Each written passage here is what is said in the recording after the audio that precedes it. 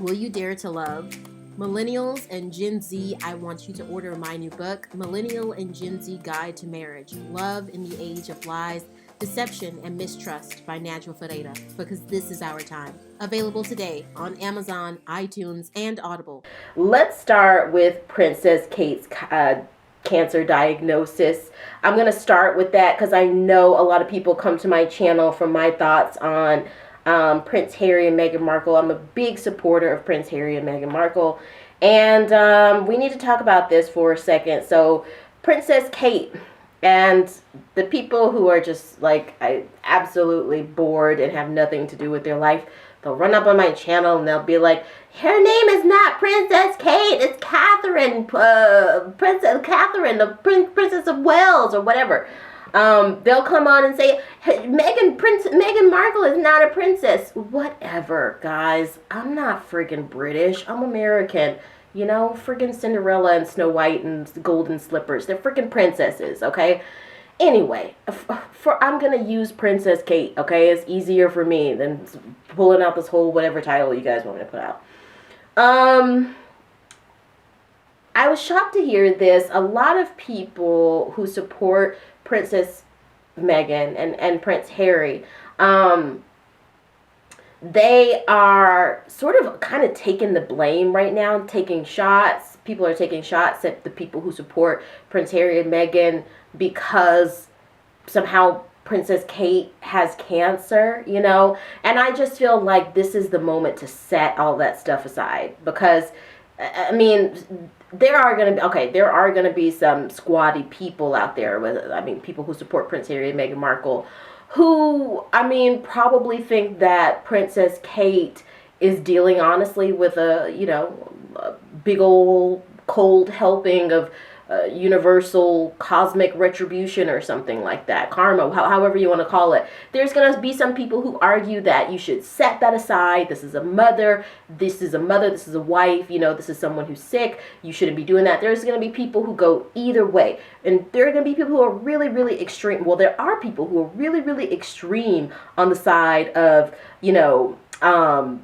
Princess Kate's side. And then there's people who are really, really extreme on the side of, nobody ever gave Prince Harry and Meghan Markle the privacy when they asked for privacy. Buckingham Palace seemed to make that seem like they were asking for, I don't even know, like a green monkey on a tricycle sucking a lollipop upside down, when they ask for privacy. So why is it, so I just want to talk through this a little bit. I think of myself a little bit as the voice of reason. I think all y'all out there, my squatties and the derangers, the grannies at home who friggin' love Kate. Okay, I get it, y'all love Kate, and they feel like they have to defend her at all costs. Guys, there are so many black women, I'm not even gonna lie, there are so many black women that's got Meghan Markle's back because so many of us have been through what she's been through. And I know there's gonna be people that argue that, oh, she's biracial, whatever. We'll talk about that. But I think you guys really, I try to be the voice of reason in between that. Now, of course, that's with the lens that I'm a millennial. I see myself in Prince Harry and Meghan Markle's story. I'm married to a white guy. I come from, the background of, a regular old Southern Black American family. And growing up, I was around mostly black people, my family. But then, as I went on into my schooling, secondary and primary, secondary, and higher education, I started getting into more diverse groups. I started going to more affluent schools and getting more affluent or diverse multicultural opportunities. And so I feel like that's where I'm at. I don't see myself as much in Kate's story. But I do have to admit that there was weirdness in the way they handled this with the photoshopping, and some people are, how do you want to say, some people are really, really good with that stuff. Like, I work in advertising, And I feel like the zoom feature is probably one of the best and worst things people ever invented, because people really just be all up in your stuff, and this clearly shows it. Now, at first instinct, at first glance, when I saw that picture where her body was sort of redacted, or retracted, I didn't make much of it because it was a small thumbnail, and I was just but it was a small thumbnail, but I had heard all the buzzings, how everybody was talking about, oh, is this photoshopped, etc., etc., and I had heard the same thing about that car picture, but not really looking much anything into it. And I basically just thought, guys, get a life. You're putting in too much thought into this. And this is also as someone who has worked in a PR capacity. There is a huge amount of photoshopping and, working and, workshopping people's skin, people's bodies, even backgrounds that goes into this stuff. So I was just like, maybe just don't give it too much clout. But then I actually started reading the coverage. I started reading the articles. I started listening to the podcasts of people talking about it. And in these different pieces of content, people were zooming in. They were showing you inconsistencies in the brick wall with the car photo. They were showing you how grainy the picture was with the photo of her in the SUV with her mom, for example. And so, and then when I looked at the picture with her body retracted, sort of, and when people zoomed in, I was like, oh yeah, no, there is something there. You're on to something. I don't know whether it's sadder that this is what the Buckingham Palace felt that they had to do to cover up an illness, or if people have just that much time on their hands that they can be like zooming in, like, oh, like, like Nancy Drew on this thing. But no, our internet sleuths, they really do, they bring us a lot of stuff, they bring accountability, but I wonder if everybody on both ends of the spectrum aren't being a little bit too obsessive, and that's where I get concerned. But after all is said and done, Mamma Mia, love that musical. Not exactly the same thing, but sort of the same thing. Recently, there was a situation, I think his name is Floyd Austin, the Secretary of Defense. Let me know in the comments if I'm getting that name wrong. He had, I think, a prostate procedure. I'm not completely sure if it was cancer or if he had an enlarged prostate or something, but he had to go get an emergency procedure. Somehow the press found out about it, and all hell broke loose, and people were saying, oh, you need to be accountable, you need to apologize to everyone, and blah blah blah blah blah blah blah. Now, I feel like a lot of these were just MAGA, actors, players who were just feeding off of this situation and inflating it to be more than what it really was. It's like, give the guy a break. Okay, I get it. He's in a very high position in the military, a very important position. But if you don't think the U.S. military doesn't have money to have people in place just in case anything happens to this guy, you're freaking cracked. But I can understand how people are also very vigilant about wanting to know what's going on, because Congress has been so disorganized, namely because of Republicans, that, it took them so long to pass all these military titles because this extremist out of the state I was born in, Alabama, of course, which is why I got trucking out of there as soon as I could. But I still love y'all. But Tommy Tuberville, senator from Alabama, he blocked all of these military positions because he was upset that, military insurance could cover a woman in the military going across state to get an abortion, So they're still beating that drum, and they're just handing it over to the Democrats in 2024. So whatever. But anyway, the Secretary of Defense, Floyd Austin, I can't remember his name, whatever, the guy, black guy, very beautiful, dark skin, actually. I remember his face very well. I just don't know if I have his name right, but y'all let me know in the comments. Anyway, he had this procedure with the prostate thing. He didn't really let anyone know. The public is going crazy over it. Biden's just like, oh, all right, dude, sorry about that. Well, yeah, next time let us know, but I hope you're feeling better. That's basically the extent of it, and that's how I felt too. So, yeah, it's like some things just don't line up. People say that racism is not as prevalent today, that America is not a racist country, that Great Britain is not a racist country. But Donald Trump's followers, for example, have no problem with him not showing his medical records, even though every president before him has shown his medical records. But with him, you know, basically suburban white people are just like, oh, it's not that big of a deal. But then this black Secretary of Defense has a medical procedure, which I feel like if you're having some medical stuff, it's okay. Take your time. Like, go do your stuff. It's okay to be a little bit confidential about that stuff. I have all faith that he would have let the military know as things progressed if something would have been really dire. But when that happens with a black man, it's like, oh my God. And I'm not saying this is something that people are cognizant of. I think it's very, very, very deep in people's recesses of their subconscious, and they don't know it. Princess Kate has cancer. I mean, a big medical emergency, but it seems like she's also got very good treatment, and she's working through it. She has the ability to ask for privacy in this moment. But when Meghan Markle, you know, was in the depths of deep mental health crisis, I mean, I cannot underemphasize that. Like, I don't want to necessarily say cancer and depressive thoughts or unaliving thoughts are the same thing. But in a way, yeah, they're both up there on the same thing. And it's not like this happy woman that got plucked out of America because she fell in love with a man that just happened to be white and happened to be a part of the British royal family. It's because of all the hate she was receiving online from trolls. So you guys get what I'm going. I mean, if you're not there, if you don't get the parallels that I'm getting to and the irony and the hypocrisy, I feel like we just gonna have to agree to disagree. And we can move on, you know, we can kiki, whatever, but there we won't have much that we can go forward with because, you know, people are stuck in their ways. But that's kind of how I felt about this. But to bring it back, and I have to emphasize this. Do you see the way that I say that? I have to okay, listen, I have to emphasize this.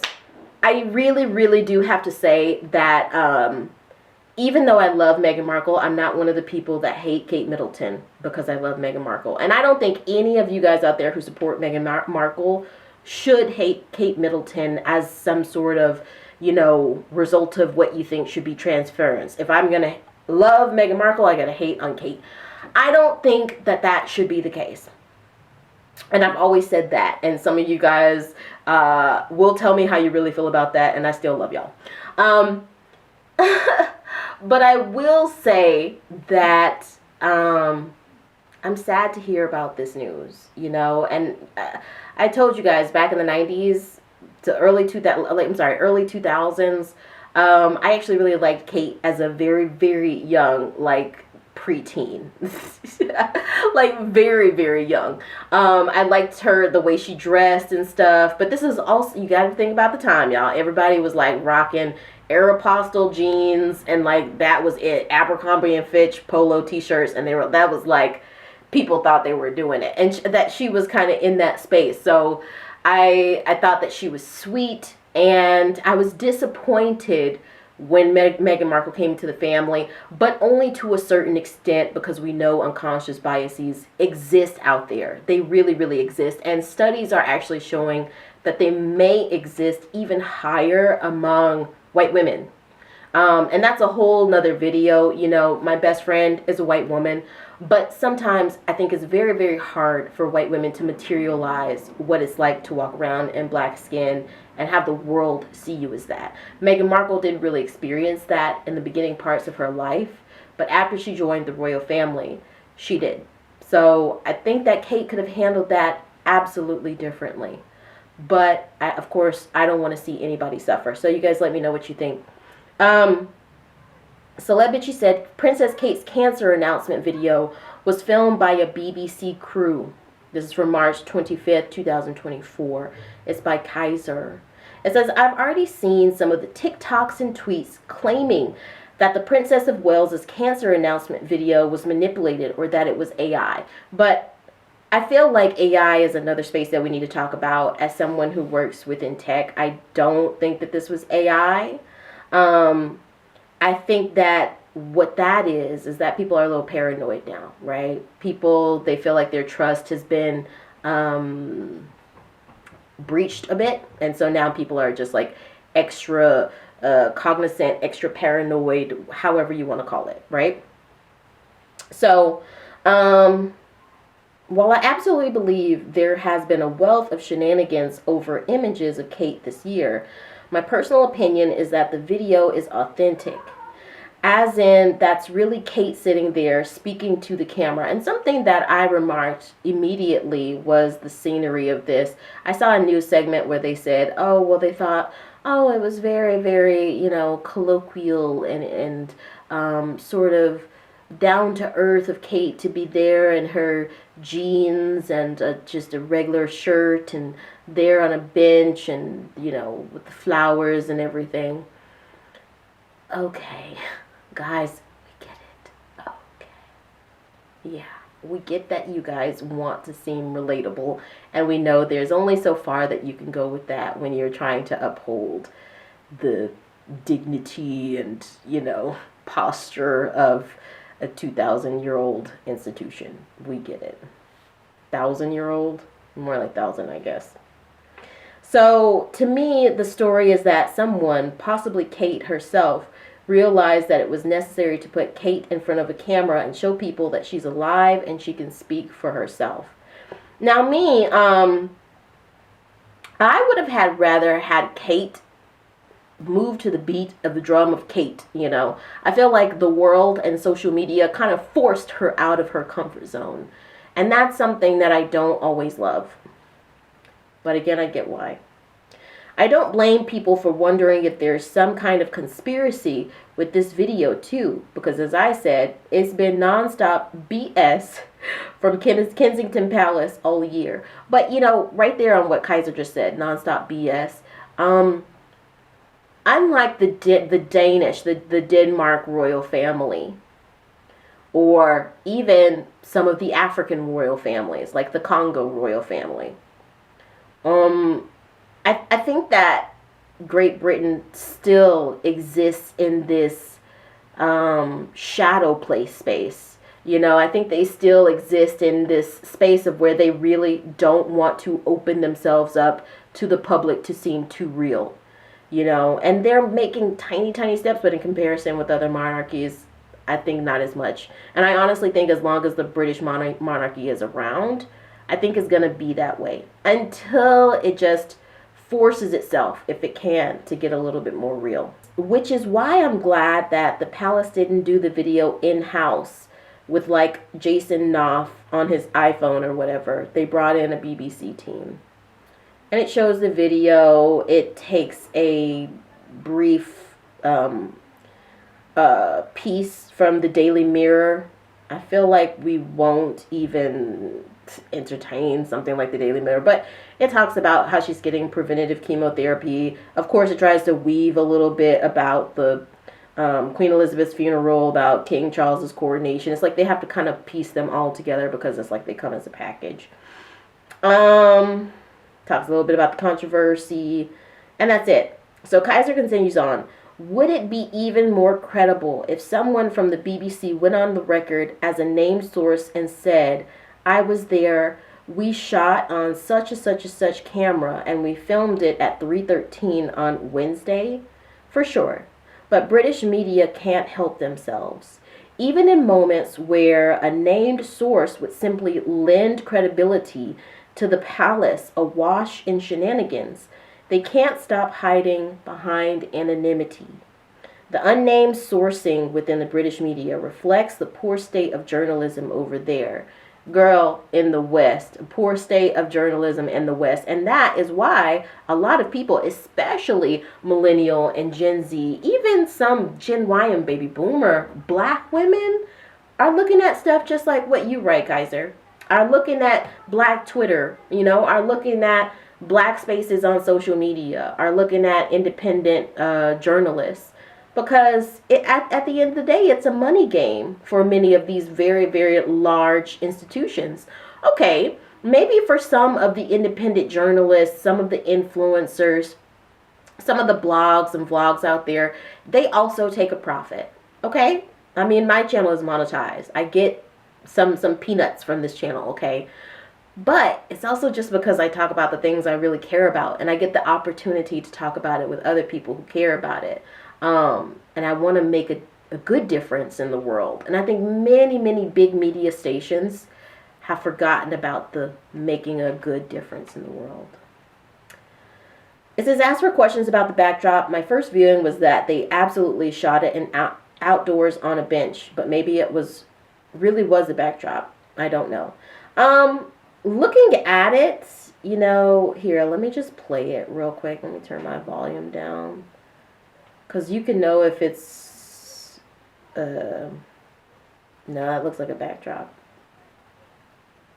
No.